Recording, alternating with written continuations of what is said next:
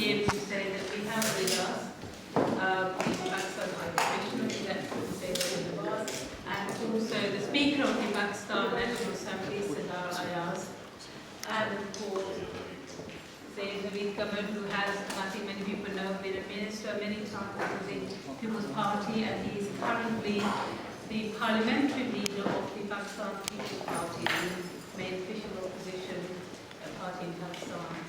Of course, there are other people here like Dr. Nazir, who is no introduction, Lord Kubar Hussain, Imran Hussain, Member of Parliament for Bolton East, so Bradford East, sorry, and of course Lord David Nuttall-Bury North, and Lord Kilcoe from Yorkshire. So we have a lot of highly distinguished people here who I think know a lot about the subject matter that we're going to be discussing and talking about. But I'm hoping that once our speakers will talk about the issue of Kashmir and some other issues, but also maybe a suggestion of some way forward as well. I think that would be very helpful as well. So without much ado, can I just ask Alexis to just say a few words of introduction, any more to come in, and then I would like to call Sardar as our main speaker. Chairperson, thank you very much. Honourable Speaker of the National Assembly of Pakistan, Member of Parliament, Lords, Member of Parliament, UK, and friends. It's my pleasure and honour to welcome you all to this meeting which the Honourable Speaker, who is en route to Geneva, has, on our request, taken this time out to come and speak to you all about an issue which is very important for us, for the region, and for the rest of the world, of course. And this is about the human rights violations which are currently occurring in occupied Kashmir. So these are not only important from our point of view, but for the rest of the world as well, because we are not talking about any territory, we are not talking about any other dispute at the moment, but we are talking about human rights violations which are going on in the shape of 100 plus days curfew, over 110 people killed, 700-800 blinded with pellet guns, over 12,000 injured. Schools are closed, hospitals are not accessible, so life has gone, topsy-turvy in the occupied Kashmir. So that's the reason, the Honourable Speaker is here to become the voice of the voiceless people of Kashmir and to sensitize you about the situation there. Without further ado, I will request the chairperson to sort of ask the speaker of the chief guest of today, so that you can hear from him first. Thank you very much. Thank you very much for that. I thought it would be appropriate for you to say a few words. Well, as I said, the Speaker of the Pakistan National Assembly is also a very well-known and very distinguished person, also a very eloquent speaker. So I know that he's going to give us very helpful and insightful issues surrounding Kashmir and the sensible way forward. So I'm really pleased that he's here with us. So, Sardar Ayaz, thank you. Honourable Chairperson, Lords, Excellencies, Members of Parliament, ladies and gentlemen, I'm grateful to you all who have taken out time to hear what we have to say, and I'm grateful to Yasmin and the High Commissioner to have arranged this short talk that we need to share with you, the views we need to share with you. It is important that these issues should be brought to the notice of the entire world. The Prime Minister of Pakistan has already sent envoys to friendly countries, in fact to all the countries where we feel who will hear the issue that we have to raise. I myself am coming from Turkey, where I was attending the Parliamentary Union of Islamic Countries Speakers Conference. And during that Speakers Conference, we did talk of what is happening in Kashmir, we were able to get a unanimous resolution. Human rights was the issue, so we were able to get a unanimous resolution condemning what is happening and trying to find a solution. As we all know that it's been since Pakistan came into being, this outstanding issue between India and Pakistan has been there, and there have been ups and downs. The option that Pakistan wants to exercise is to have good relations with neighbors. But in the present circumstances where human rights violation is taking place, previously Pakistan used to be blamed for trying to disrupt the situation in occupied Kashmir. But as you see, that is a story of the past. Now for many years, with the layers of fences that exist between the borders of the two countries, it is impossible for anyone to penetrate or go over to the Indian-held occupied Kashmir. This indigenous movement that is taking place has basically been boiling for many years. As you know, that BBC has already done a program on the mass graves that were found there in India. The death of more than 100,000 people in that region. The women who do not know if their husbands are alive or dead, there are maybe about 20,000 of them. And these things have been going on now for the last 100 days. The Muslims have been unable to go and say their Jummah prayers in that area. The Eid prayers were not held. And I think because of what has been happening in the past, the young generation has come up. With the death of Burhan Wani and others that took place, you could see the age bracket we are talking about. The women are coming out onto the streets because I think the situation has really gone out of the hands of the people of that area. With 700,000 Indian troops over there using pellets to attack the protesters. More than 700 have already lost their eyesight. Many have been injured to a place of irreparable loss to them physically. More are dying, and these kind of human rights violations in this time and era is, I think, it is unthinkable. We have taken this on ourselves to convey to the entire world what is happening. And today I am going to propose what we have discussed with the High Commissioner also, that please send a cross-party delegation. We had a meeting today with the chairman of the Kashmir Friends cross-party Kashmir group in the British Parliament, and we have proposed that you bring a delegation of parliamentarians of all political parties to Pakistan, as we will host you. We will arrange meeting with the Foreign Relations Committee, with the Kashmir Committee, with the Foreign Office. If the Prime Minister and President are available, we will arrange meeting with them. And we will arrange a trip for you to go into the Azad Jammu and Kashmir area for yourself and interact with the people of that area. And along with that, I will also propose that in the same trip you visit India, also visit New Delhi, and then visit the area that is in question today. I am sure, as parliamentarians from Britain, you will be allowed to go into the occupied Kashmir area also. Unless you go and see for yourself, you will not be able to really feel the pain of the people, that the suffering that is taking place in those areas. Losing a young son or a young daughter is the most painful thing for parents, and we have seen dozens of them being killed because of the agitation that is taking place. Since both India and Pakistan are nuclear powers, we can never think of, and it's not, I think, advisable to talk of war. India has been doing that, and we have shown restraint of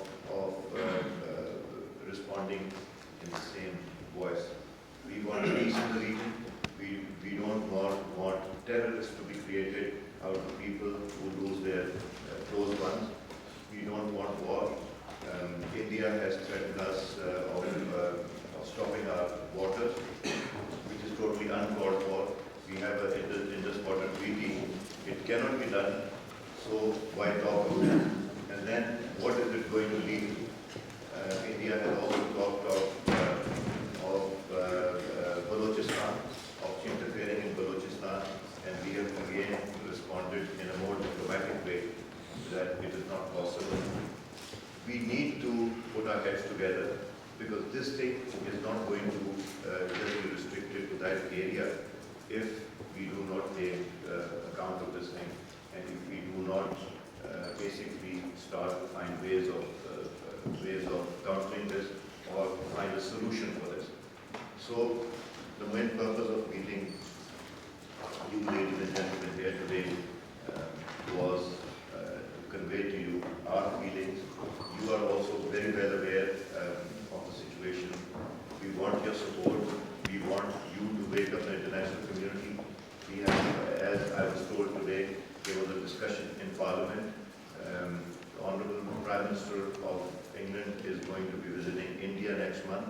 So I would request you to please convey to her also that these questions should be raised during her visit, not only of human rights, but resolving this issue, outstanding issue, which has been there for decades, which is creating chaos and confusion. There is talk of what the Kashmiris should do. I think plebiscite is the only answer. The United Nations resolution does exist, and it is for them to decide. It is not for us to decide what they actually want. We can't impose our will on anyone, and we feel that they should decide what is good for them. But without your support, without the support of other countries or members of Parliament who believe in human rights, who believe in self-determination, who believe in the rule of law, we cannot move forward. So your support is not only requested for, but I think we need to take up this issue more aggressively, in a more diplomatic way, and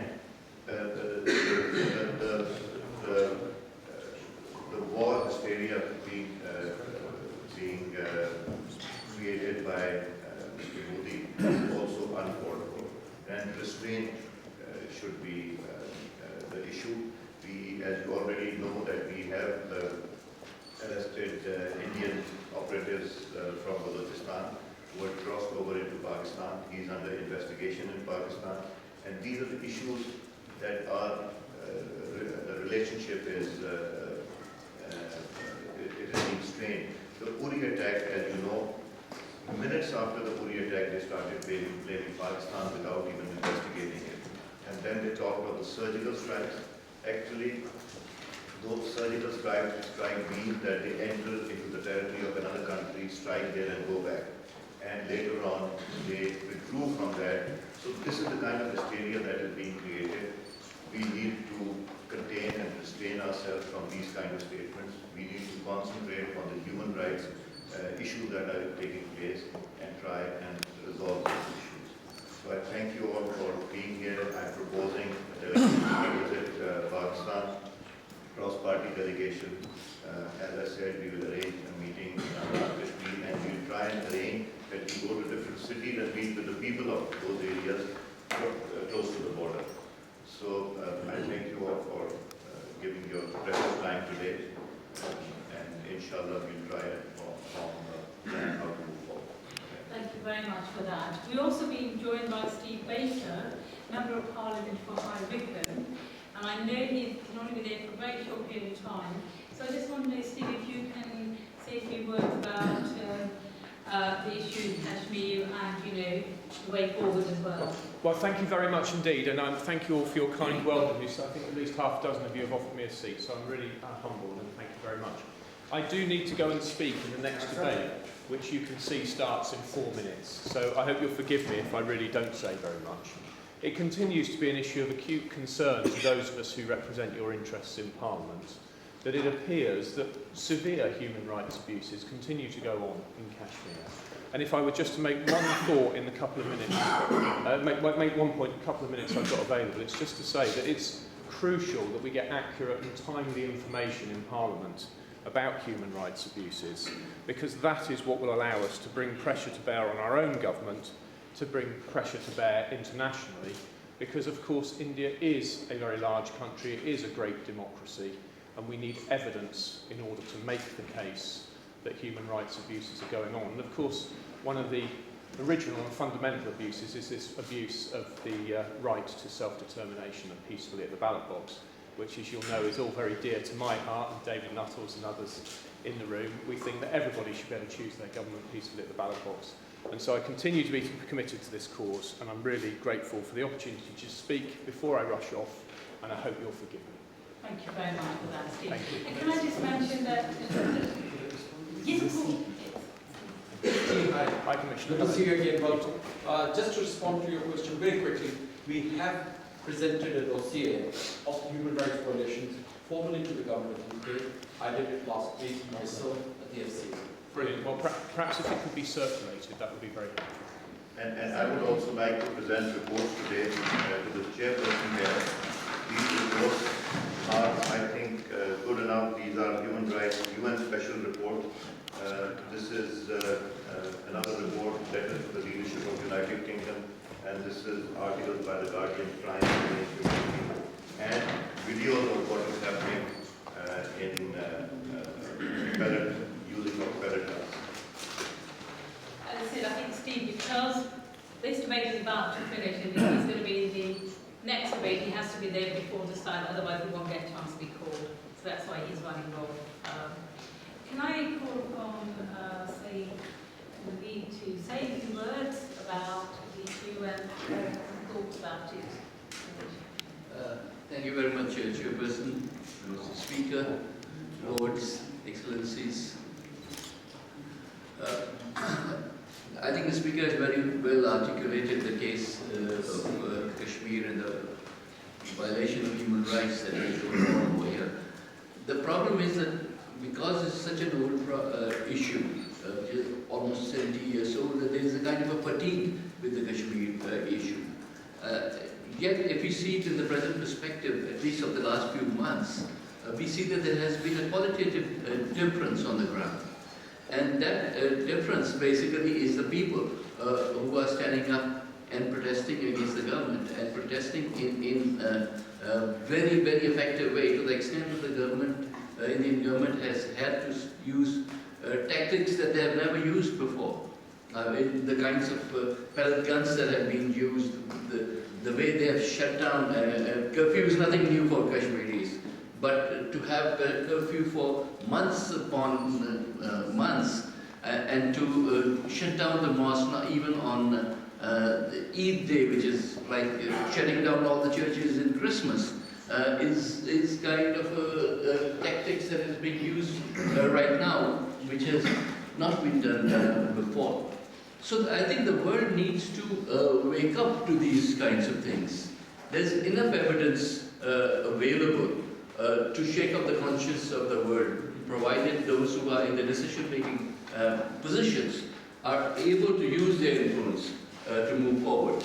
Everybody recognizes the fact that India is a very important country, both in terms of its political power and also its economic power. But that does not mean that that gives them a license to go out and commit atrocities against its own people. There is a need for us to separate those two issues. There is a need for us to bring these things forward and say enough is enough. These are things that need to be taken care of. And I think until everybody who has a conscience does not stand up and speak on this issue, these atrocities will go on, because the Kashmiri youth particularly are not willing to let go so easily. So it's time, and I think this opportunity of the UK Premier going to India is exactly the kind of opportunity which should be taken advantage of. by the Kashmiri people living in the UK and those who articulate their issues in Parliament as well as in conversations with the government, that they should take this opportunity and move forward and don't let this issue just die out merely because we don't want to annoy India. I think we should move forward. Thank you. Thank you very much for that. And I want to call upon David Nuttall, the Member of Parliament for Bury North, who's also the chair of the All Parliamentary Group on Kashmir, and of course his party is in power, so the Prime Minister comes from his party. Perhaps David, you can say a few words. Well, thank you very much indeed, Madam Chairman.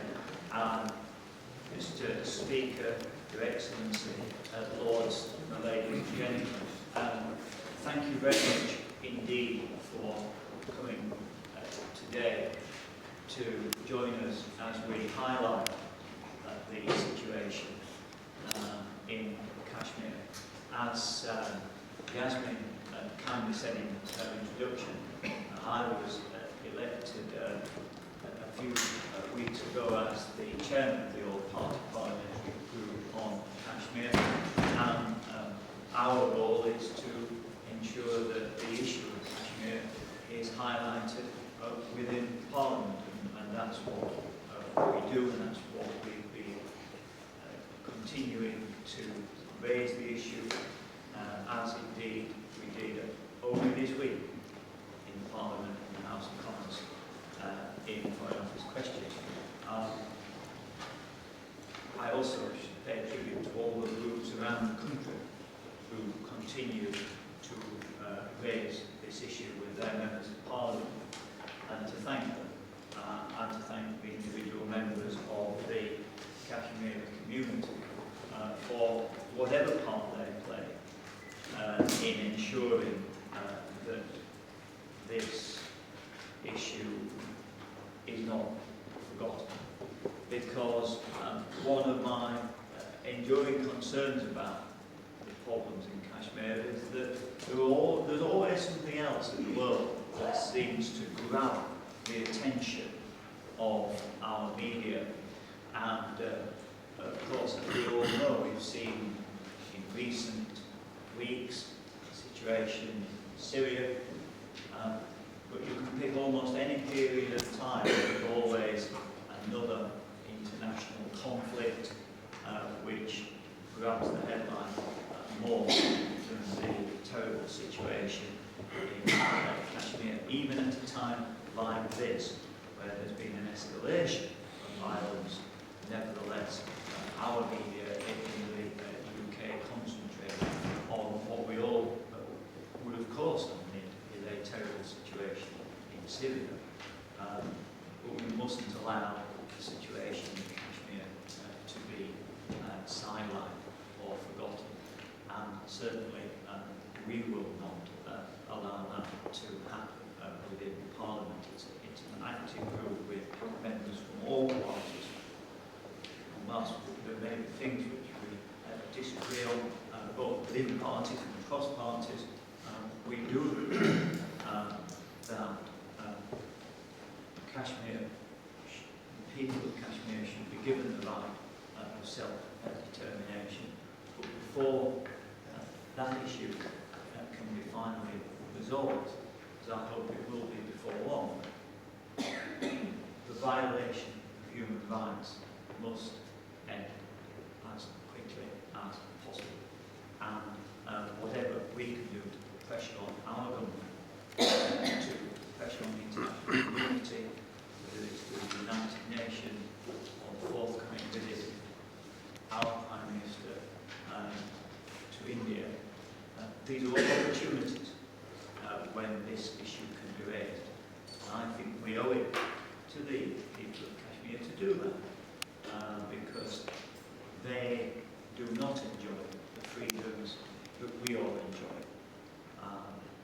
I think that whilst we often take the right to go to the church or to attend the mosque for granted, those this year have not been able to mark Eid properly, as they always have, should be a reminder to us all that freedom is a fragile flower, and we must let it bloom once again in Kashmir.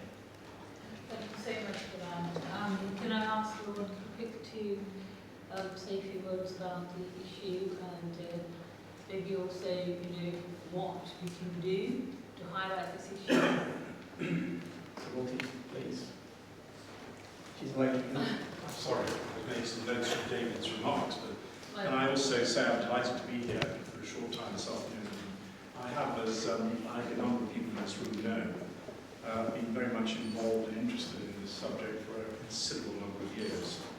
Going back as far as I think when I was the Member of Parliament in the Commons for Leeds North East, and then for the last 17 years as a Member of the European Parliament for Yorkshire, and now in the House of Lords. It's a matter which I intend to take an interest in, and I will support David and his friends with the All Party Group. I just want to perhaps just add to what he said. I think he's said it very well, but just let me add this, that of course one of the reasons why this whole issue is not always securing the international attention that it needs to have is because that unlike some of the other conflicts, you put it as conflicts, this is not quite in the same immediate, acute type of operation. What is happening here is a long-term denial of rights. It is, and a lot of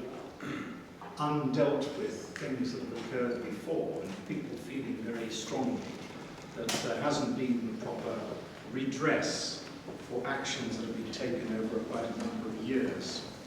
And I think there will remain that concern. So whatever we do to try to achieve a settlement which is acceptable to people of the valley as a whole, I do think that it's very important to remember that that cannot be settled unless there is, at the very least, an acknowledgement of the faults that have occurred in the right places. That, I fear, will be the difficult point about all this, but I think it is essential that we push for this, and I think Britain is in a very strong position to be part of that objective, but something which will achieve an outcome that is going to satisfy people as a whole in the international community. So you have my support, and I will continue to support, obviously, my view as well. Thank you so much for that. And can I now call upon Lord Sadiq, who has been known for many, many years as the cause of the people of Kashmir, to say a few words as well. Yes, thank you very much. First of all, can I say thank you to the Speaker and congratulate him in achieving that resolution in Turkey from OIC, which is hurting the Indian media, so well done on that. Secondly, on your proposed visit, we actually raised this in the All Party Parliamentary Group on Pakistan. I raised that, and the chairman of that group actually suggested that it should be the APPG Kashmir that should be asking for a visit. I have to say, in the past I've applied for visa for India, and I've always been delayed, not denied, but delayed to a certain extent, and they never reply to the APPG, but we certainly should try again. Three things I just want to quickly mention.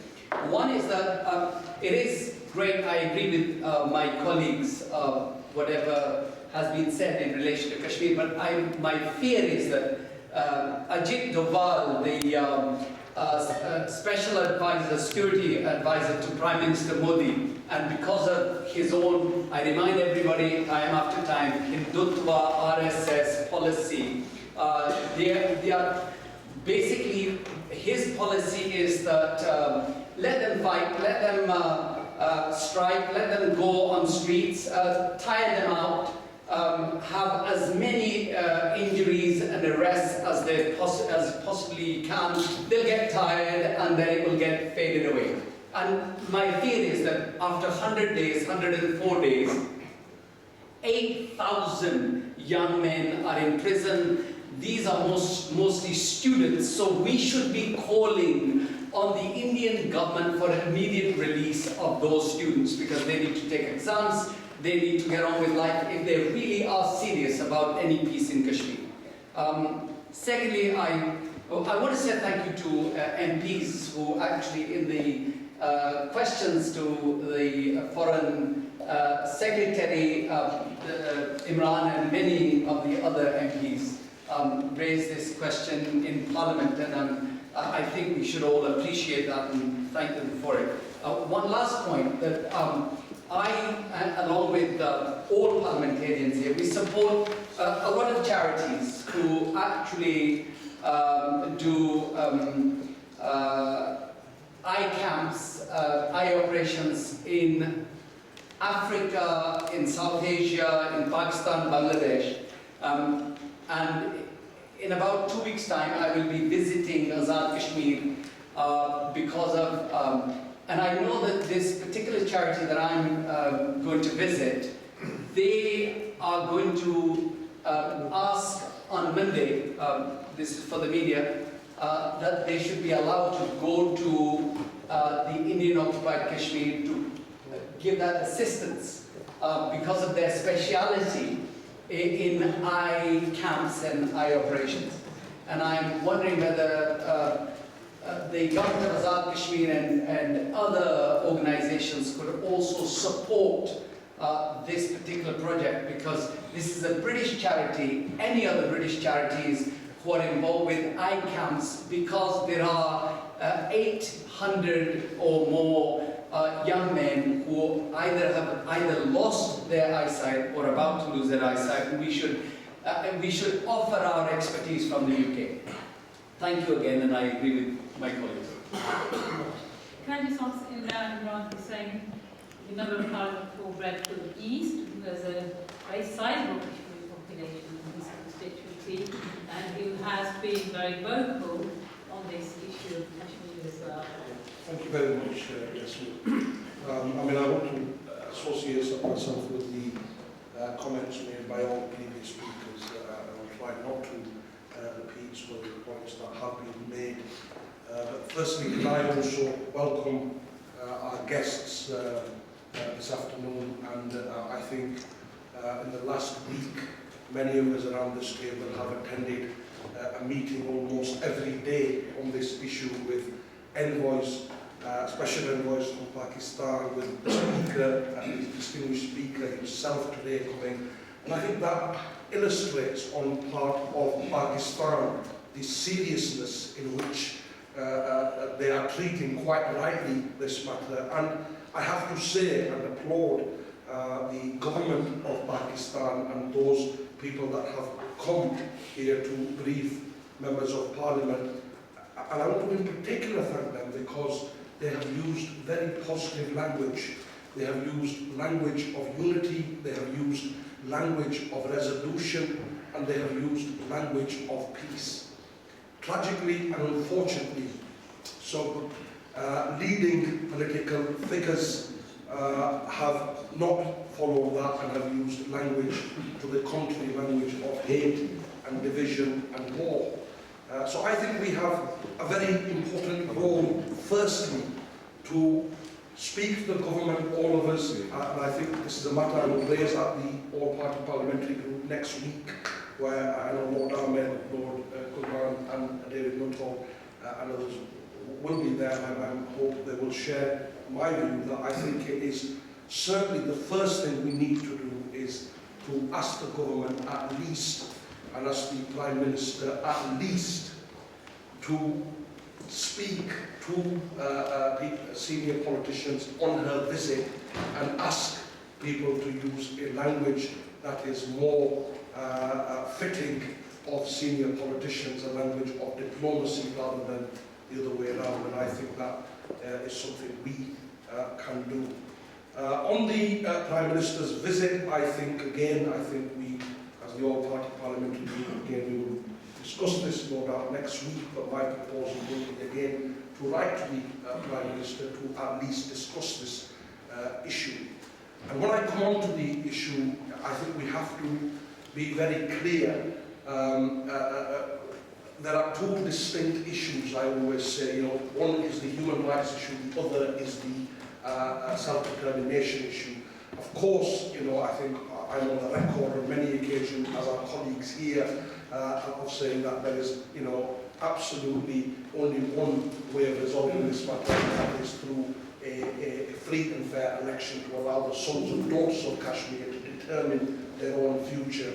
But on the more pressing issue of human rights violations, you know, we've heard, you know, and indeed I and many colleagues raise the matter in the House of the hundreds killed, hundreds blinded, thousands injured, and it is a shocking abuse of human rights, actually, and I think we need to continue. I thank the Minister for agreeing to meet with the APPG and writing to me personally and agreeing to meet with me on this matter.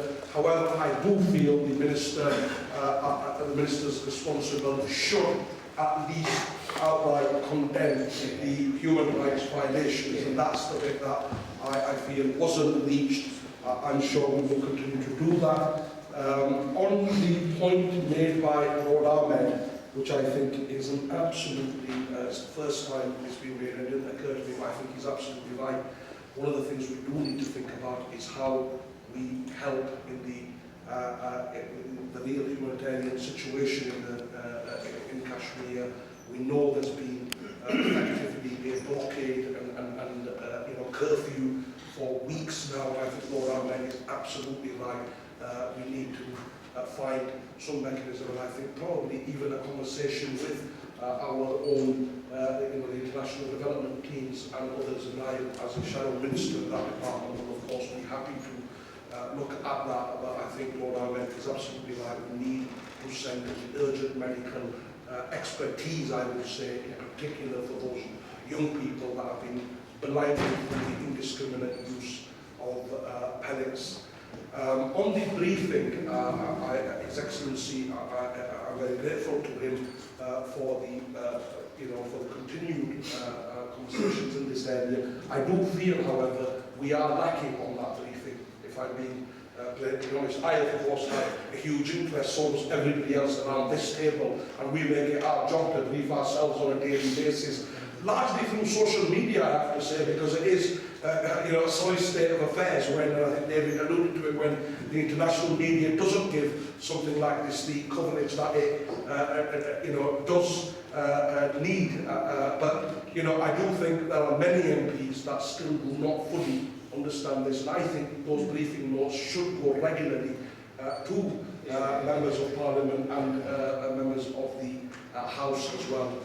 Finally, on the visit, I think I would really like to go to the Indian side of Kashmir. However, am I hopeful? I think when the human rights arm of the United Nations is being denied access, then I think it would be, I think, wishful thinking that somebody like Lord Ahmed or me will probably get through there. But, you know, I think we should certainly try. I welcome the visit to Pakistan and Azad Kashmir.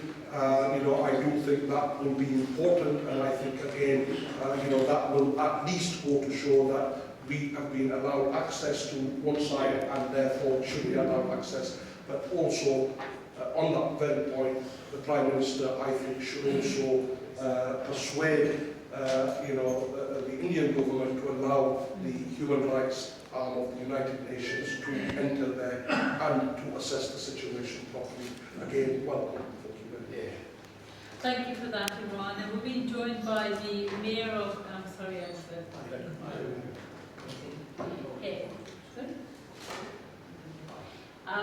and can I now call upon Lord Shaban Hussain, who is a Liberal Democrat member of the House of Lords from Luton, and he has been very vocal on the issue of Kashmir as well, and of course he's from Azad Kashmir himself. Thank you very much, Madam Chairman. Honourable Lords, Member of Parliament, ladies and gentlemen, Mr. Speaker, His Excellency, the High Commissioner. Assalamu alaikum. I'm here, and I've been to these meetings of the Kashmir concerning the Kashmir issue over many years, long before I became a member of the House of Lords. Many faces in this room that I recognize, and I'm sure they will agree too, having meetings on Kashmir in Parliament, in other Lords, in European Parliament, and many other places over the last 20, 30 years. May I say, very briefly, the situation in Kashmir is deteriorating day by day, and I agree with everything that is being said on it. All I have to say to you is that few things have happened which are much more alarming and unprecedented. The continued use of curfew orders, unprecedented, for over 100 days, consecutive days. Imagine living under curfew order for a day or two, but here we have an unprecedented situation whereby over 100 days. And it's not just the curfew. What happens? People run out of food, medicine, and education is, disturbed, all the closed, the education institutions are closed, and people can't get to the hospitals, and the hospitals are short of medicine anyway. So the impact on humanity of these, the use of curfews, and prior to that, the use of Armed Forces Special Power Act, again, is unprecedented. Anywhere in India, we know the Armed Forces have had this immunity in Punjab, in Nagpur and others, Nagaland and others, but for a very short time. In Kashmir's case, it's decades that Indian armies enjoyed that immunity, where army can go in any house without any warrants, they can arrest anybody without warrants, they can detain anybody as long as they want. Nobody can ask a question. They've got this immunity. Where is the world? We're living in the 21st century, for God's sake. We must ask these questions. I know the Conservative government will be remembered for many things, and in two occasions I have to say. One is allowing the people of Scotland the referendum to decide about their future. And the second one is for the British nationals to have a vote whether we want to stay in the European Union or not. Let us see the same Conservative government, if they will raise the Kashmir issue and ask the Indian government to do the same and give the Kashmiris the same right that we have given to our own people. Another point that I will ask, and I agree with my fellow parliamentarians what they have already said about information, is the kind of information that we are looking for. I was, by the way, I raised on from the floor of the House on the curfew orders and human rights the day after the UN Human Rights Commission had been refused by the Indian government access to investigate the human rights allegations, when the Pakistanis openly said, we have no problem if India allows it. I raised it in the House of Lords as a matter of record, and many people know that it did come out. But not only that, a week later, I visited Geneva, and I met the Deputy High Commissioner for the United Nations Commission on Human Rights, and discussed things with him. The kind of information we are looking for, and they have said that they are willing to investigate even at remote, but they need information. Information on what kind, what happened, who was arrested, killed, on what day, what time, by who, where they are, and and who is actually reporting that. These are the kind of information that we are looking for. Please, if any organization, institution, government has that information, bring it to us. We'll take it to the Commission of Human Rights in Geneva, and they will start investigating. Although India denies their right to go inside Kashmir and investigate, they will be investigated by the United Nations Commission. I've been assured of that. So let's have that information. With the trip to Indian Kashmir, good luck, members, because let me tell you, those who don't know, I applied as a British member of House of Lords, as a part of the delegation which was to be led by the commissioner, by the Speaker Honourable Speaker of the House of Lords to visit India, not Kashmir. We were going very far away from Kashmir. We were going to land in New Delhi and we were going to be flown away almost 600 miles away from Kashmir. But you know what? Everybody else was granted a visa. My passport was given back to me without any explanation. And I have not had that access, and I couldn't possibly able to go to India just because I was born in Kashmir. I assumed, because they didn't have the decency of actually telling me the reason. There was no explanation given to me whatsoever. And sadly, our Foreign Office was unable to raise it with the High Commissioner. Why one of our parliamentarians was refused a visa to go to India, whilst we'd done it in the cases of other countries. We had raised it in the Chinese, for example, once one of our members was not allowed to go on a trip organized by the Parliament in the past. Now, this is what I'm being told by our own parliamentarians. Our government threatened the Chinese that the delegation will not come to Beijing if one of our members is not allowed. And the Chinese government had to give in and at the last minute allow that visa. But not in Kashmir's case. This is unfairness on the part of our own government as well. And I hope that those members who are part of the government will take that message. Please, let's have an even playing field. Let's have same rules for everybody. And let's have rules that apply internationally. If we can have referendum in other places, in South Sudan, in East Timor, in Scotland, in Britain, why can't we have a referendum in Kashmir? Thank you very much for that. And I think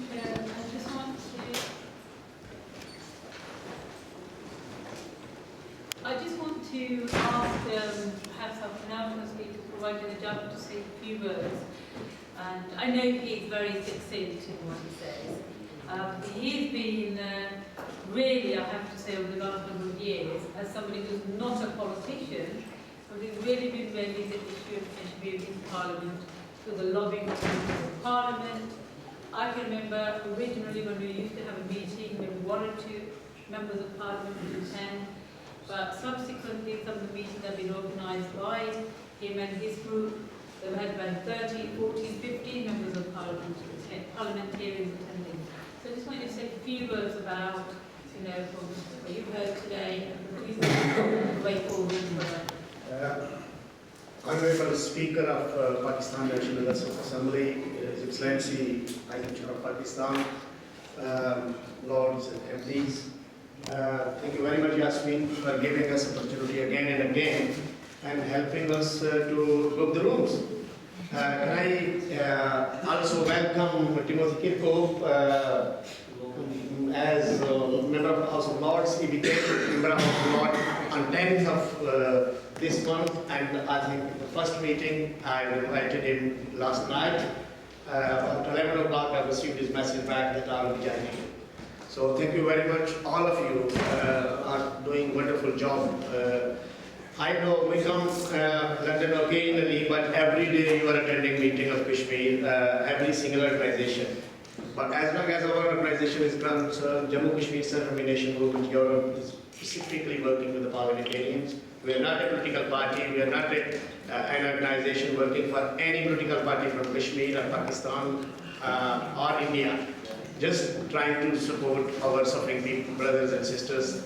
So what we would like to see from all brothers and sisters, a lot of our parliamentarians are complaining that you gather in your public meetings, dinners and functions, but don't write and to local MPs. So please, we see when, like Imran said, High Commissioner Saab, our Pakistani minister comes, Pakistani leader comes, all of you, including media people, come and attend every single meeting. We run for Kashmiri people who are suffering. So please support those organizations who are working on the Kashmir cause. We are not affiliated with any political party, so regardless, whatever your agenda, if you need our support, we will support everybody all over the country. At the same time, you need to support us for the Kashmir cause, like all the parliamentarians. My affiliation was in the party actively when Timothy fought the European election and David Nuttall, I was on the same panel. But from last 10 years, I'm working tirelessly with every single political party, every single MP, whether they're Labour, Liberal, Conservatives, even UKIP, people don't like them, but I still invite them in our meetings and some of them they support us. So please support Kashmiris.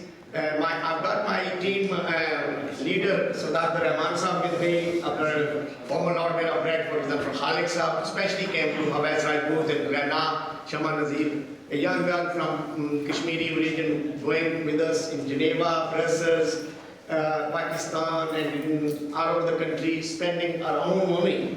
And we're all volunteers. We're not paid up by any organization, any political party, even from any organization back on the backside.